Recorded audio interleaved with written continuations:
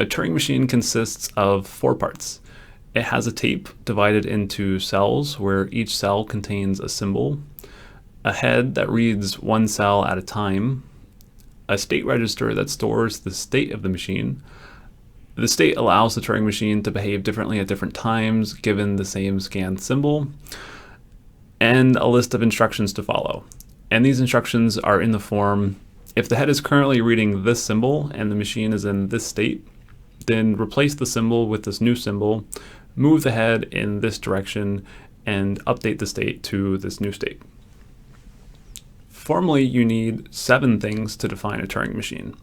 You need to define the set of states that the machine can be in, the alphabet, which is the set of symbols that can appear on the tape, the blank symbol, the default symbol for a cell on the tape, which is part of the alphabet. You need to specify the initial state. When you first start the Turing machine, what state is it in?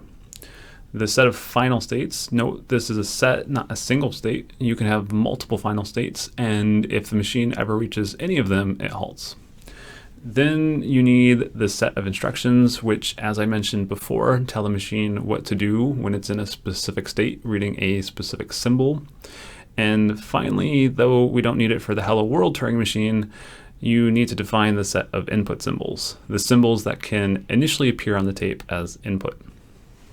And that's all there is to defining a Turing machine.